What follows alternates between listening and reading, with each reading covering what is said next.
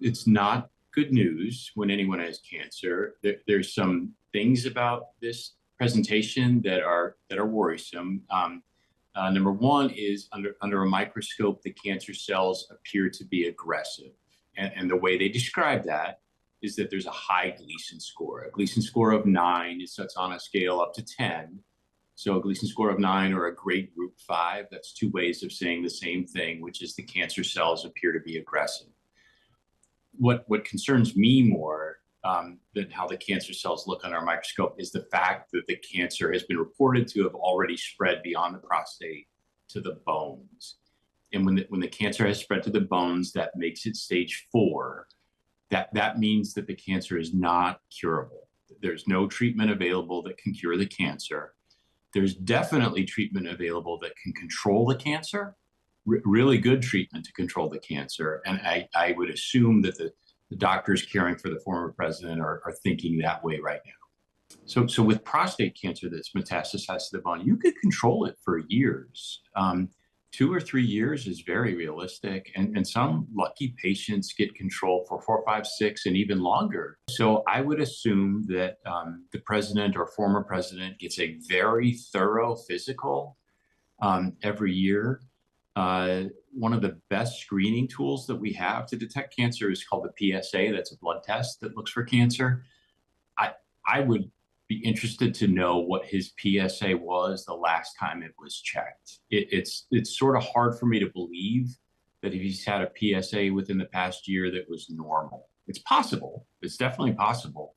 But that would surprise me. Usually prostate cancer doesn't, go full throttle like this too often. When it does, that's usually a bad sign. That's an aggressive cancer for sure, but it does seem odd. When you lower that amount of testosterone, we call that androgen deprivation. It's very effective controlling the cancer. It almost always works. You can expect the patient to feel better, have a lower PSA, the scans look better, but what it doesn't do is cure the cancer. So at some point, that strategy will stop working, and we can cross our fingers and hope that it works for many years. If we're unlucky, it might only work for 6 months, 12 months, but that would really be disappointing.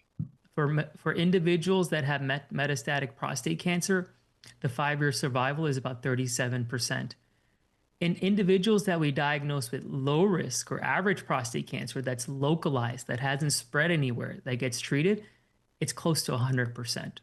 Well, the cancer, it might not be causing any symptoms right now.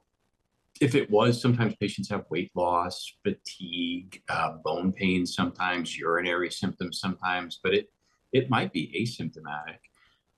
The treatment, the hormone therapy that I'm pretty confident the president will get, it lowers the testosterone, and when that happens, it can cause hot flashes for sure. It can cause fatigue. It can affect your heart. It can affect the strength of your bones. Those side effects are likely. In someone who may have some baseline frailty or baseline cognitive dysfunction, I would worry that the hormone approach might make those symptoms a little bit worse. In a lot of patients that get diagnosed with metastatic prostate cancer, the treatment usually starts the day of the diagnosis. So patients may start on their androgen deprivation therapy, which is pretty much like hormone castration. So we're trying to slow down the cancer, which can be fed by hormones or testosterone.